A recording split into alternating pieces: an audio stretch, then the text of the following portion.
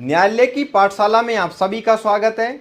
आज के एपिसोड का उद्देश्य पंचनामा और पोस्टमार्टम रिपोर्ट के व्यवहारिक प्रक्रिया को समझना है, क्योंकि जब कभी हम चार्जशीट में पंचनामा और पोस्टमार्टम रिपोर्ट को लगा हुआ देखते हैं, तब हम खासकर एक जूनियर एडवोकेट सोचता है कि इसमें समझने की चीज़ क्या है, इसको कैसे तैयार किया गया होगा, इसका प्रोविज़न कहाँ दिया गया है।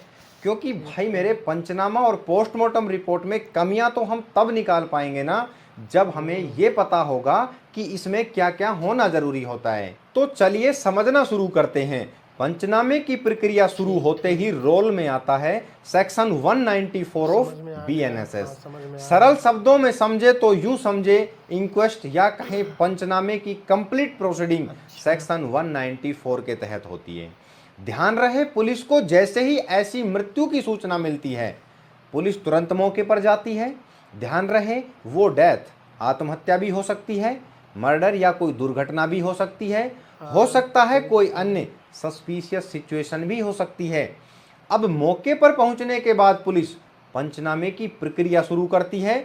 आपकी जानकारी के लिए बता दें, पुलिस के पास पंचनामे का एक फॉर्मेट होता है जिसमें वह प्रक्रिया की कंप्लीट डिटेल भरती है। अब यहाँ पर समझने की बात यह है कि पंचनामे के दौरान करना क्या होता है। सबसे पहले पुलिस उस घटना स्थल को अपने अंडर करती है, अर्थात पुलिस घटना स्थल को घेर लेती है ताकि मौके पर मौजूद कोई एविडेंस नष्ट ना हो सके। अब पुलिस वहां पर उपस्थित लोगों में से या आसपास से 2 या अधिकतम 5 स्वतंत्र गवाह बुलाती है, क्योंकि गवाहों की उपस्थिति में ही पंचनामे की संपूर्ण प्रक्रिया करना जरूरी होता है। अब पुलिस डेड बॉडी और उस स्थान का निरीक्षण करती है।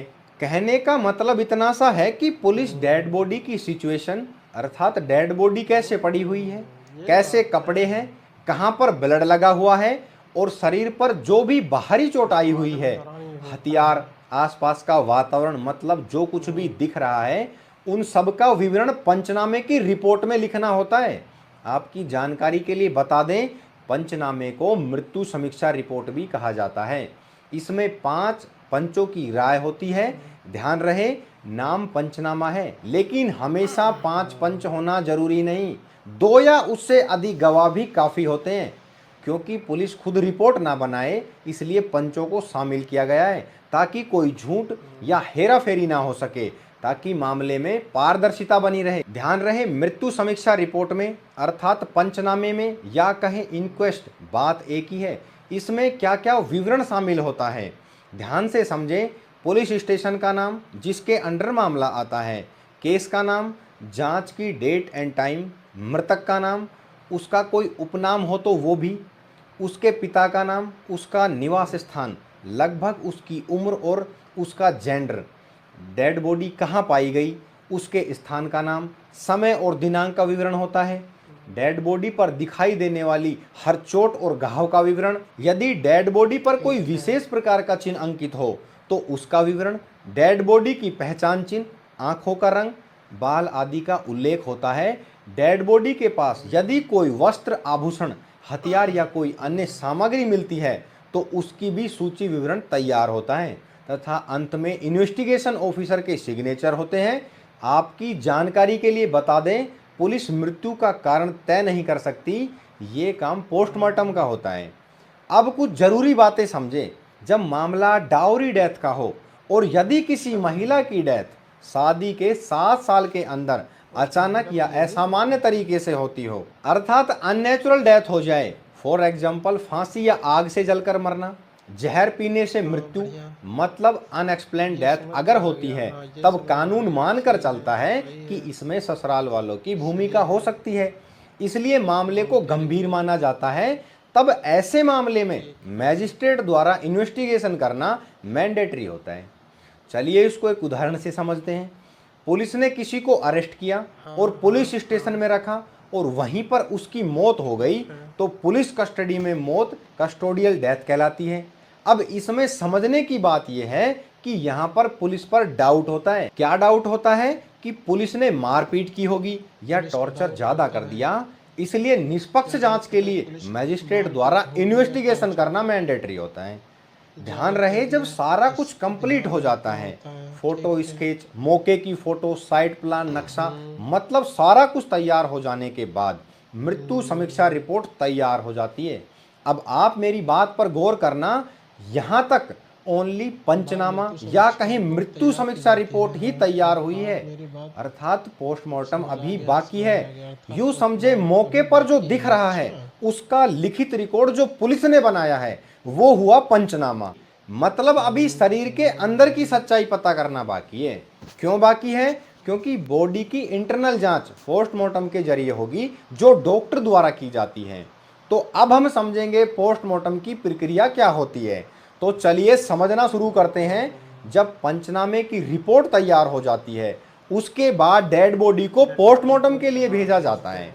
ध्यान रहे डेड बॉडी को भेजते समय पुलिस एक तहरीर डॉक्टर को भेजती है। मतलब उस तहरीर के माध्यम से डॉक्टर को निर्देश दिया जाता है कि इस डेड बॉडी के सभी अंगों की जांच की जाए। मतलब तहरीर का भी एक अपना फॉर्मेट होता है जिसमें उस डेड बॉडी का कंप्लीट विवरण दिया हुआ होता है। फॉर एग्जाम्पल नाम, पिता का नाम, उसका निवास स्थान, थाना क्षेत्र का नाम, डेड बॉडी के साथ आने वाले पुलिस ऑफिसर का नाम, मतलब सब कुछ विवरण शामिल होता है। अब आप मेरी बात पर गौर करना और थोड़ा ध्यान से समझना। जब medico legal postmortem examination report तैयार की जाती है तब डॉक्टर सबसे पहले रिपोर्ट नंबर लिखता है। आफ्टर दैट जिस व्यक्ति का पोस्टमार्टम करना होता है उसका नाम, फादर्स नेम और जेंडर, उसकी एज तथा उसका एड्रेस लिखता है। आफ्टर दैट डॉक्टर उस व्यक्ति का नाम लिखता है जो डेड बॉडी को लेकर आया। उसके बाद पुलिस स्टेशन का नाम लिखता है। आफ्टर दैट डॉक्टर उस व्यक्ति का नाम लिखता है जिसने डेड बॉडी को आइडेंटिफाई किया है और डेड बॉडी कहाँ से लाई गई। आफ्टर दैट रिपोर्ट में लिखता है डेथ का टाइम और डेट। उसके बाद डॉक्टर जो कुछ भी डेथ के सिम्टम्स ऑब्जर्व करता है उसको लिखता है। आफ्टर दैट इंक्वेस्ट रिपोर्ट की समरी को लिखता है। शरीर पर जो कुछ भी पहचान दिखे उनको अंकित करता है। उसके बाद डॉक्टर डेड बॉडी का एक्सटर्नल एग्जामिनेशन करता है। मतलब इसमें डॉक्टर शरीर को बिना खोले, बिना काटे सिर्फ बाहर से देखता है और जांच करता है। उसे एक्सटर्नल एग्जामिनेशन कहते हैं। For example height, nails, face, eyes, tongue, अन्य और भी एक्सटर्नल ऑर्गन्स जिनकी स्थिति को रिपोर्ट में लिखा जाता है। Even mouth, urethra, anus, ears and vagina, मतलब all over complete internal body parts को एग्जामिन किया जाता है ताकि डेथ का वैलिड रीजन पता लगाया जा सके। आफ्टर दैट डेड बॉडी के कंप्लीट इंटरनल ऑर्गन्स की जांच का विवरण लिखा जाता है। अर्थात जब डॉक्टर शरीर को खोलकर अंदर के अंगों की जांच करता है उसे इंटरनल एग्जामिनेशन कहते हैं। For example brain, heart, lungs, liver, stomach, मतलब ऑल ओवर इंटरनल ऑर्गन्स की जांच का विवरण पोस्टमार्टम रिपोर्ट में लिख दिया जाता है। और रिपोर्ट के अंत में डॉक्टर अपनी ओपिनियन देता है कि डेथ का रीजन क्या था। और लास्ट में डॉक्टर अपनी मोहर लगाकर अपना रजिस्ट्रेशन नंबर लिखता है और सिग्नेचर कर देता है। फाइनली रिपोर्ट तैयार हो जाती है और फिर इसको इन्वेस्टिगेशन ऑफिसर को भेज दिया जाता है। आईओ इस रिपोर्ट को केस डायरी में लगाता है और आगे की प्रोसीडिंग शुरू करता है। अब आप एज एन एडवोकेट पंचनामा और पोस्टमार्टम रिपोर्ट में ट्रायल के दौरान अपने पक्ष के हिसाब से क्या कमियां निकालते हो, क्या उनमें बारीकियां खोजते हो, किस प्रकार से जिरह करते हो, गवाहों से क्या पूछते हो, डॉक्टर से क्या पूछते हो, आईओ से क्या पूछते हो, वो मामले के हिसाब से आपको तय करना होगा। लेकिन फिर भी हम आपको आगे आने वाले ट्रायल के episode examination in cheap and cross examination में रिपोर्ट पर उठाए जाने वाले प्रश्नों को डिटेल से समझेंगे। तो आज के एपिसोड में इतना ही। मिलते हैं नेक्स्ट एपिसोड में नेक्स्ट प्रोसीजर के साथ।